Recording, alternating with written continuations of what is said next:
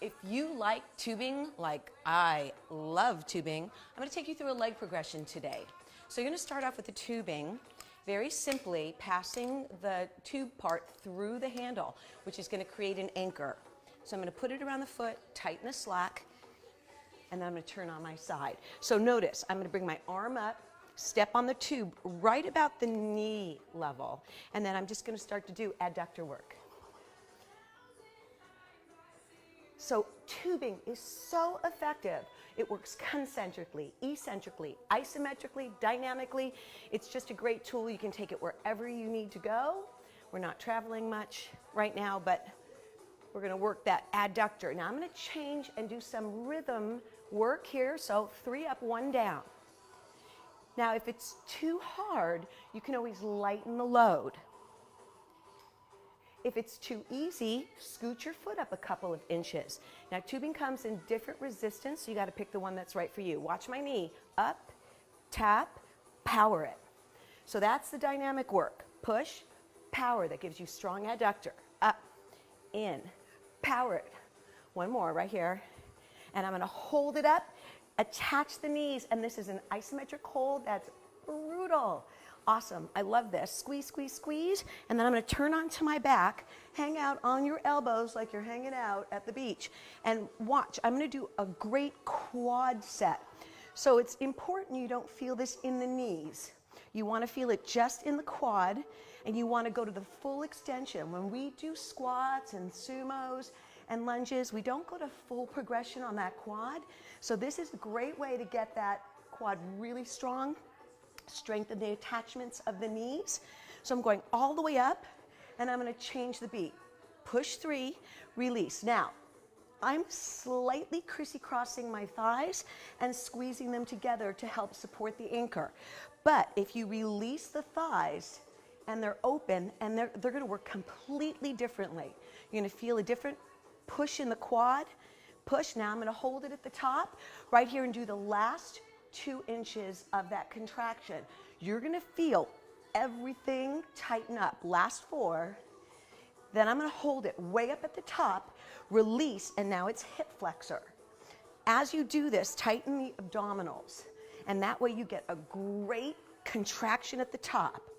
Take a deep breath, hold it, 10 seconds. So I always include isometric work in my resistance training because it trains the muscles completely differently.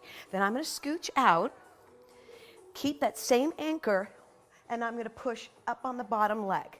So if you can't hold the leg up because this is difficult, you can put the heel down on the knee. Now I'm going to support my head here. Usually I would keep my head on the floor. This is a great glute contraction. So this bottom butt is really working hard. Push. Then I'm going to tighten it up and go a little faster. Push. Then if you want to increase your leg strength, watch the press. My butt is off the ground, crissy-crossies for hip stability, pelvic strength, and you could put your arm on the ground for more stabilization. It also works the abdominals great. Crissy-crossies. I'm going to do a couple more. I'm definitely struggling. Could feel my legs shaking. Squeeze it, take it in. I'm going to do a quick stretch right there. Take a nice long breath. Then I'm going to flip it over. Opposite knee to base at the tube. Extend the leg out. Now look at my positioning. You want to make sure you're not arching, not dropping the head. The movement is controlled. I'm lifting and tightening from the rear end. Now, if you want to include upper body, oh, you can right here. A little shoulder and back work. Squeeze. Now, hold it up and pulse. And again, you can change the arm position. This is a great fly exercise. I'm going to bring it right back to the up. You can change your upper body. You can be on your elbows and go knee to knee. You just don't want any slack in the tubing. You want to keep it taut the whole time. So this is very difficult to keep alignment, but it's great for the core. Now I'm going to take it up. You can change this leg position. So watch the push. Out, knee, cross. There's lots of variation in movement. because you got that anchor and you can go any which way. Last one, I'm gonna hold it up, push. You can be up, you can be down. These are donkey kicks, so watch my body. Push away. You can do it on the diagonal or straight behind. I'm gonna do a few more here. Press. Last two. Now for a grand finale, I'm gonna take this up right here and hold that reach. Nice long stretch. Bring it on in. I'm gonna wrap my legs all the way around. Now notice, the tubing is still on the same foot, so I haven't changed my anchor. Take the bottom leg, press the tubing down for your anchor. Now you're working abductors. Keep your body nice and tall. Now I'm only gonna do one side today. So it's a good idea to go ahead, replay this and do the other side. One more set right here. Again, watch my bottom arm. You could do rotators.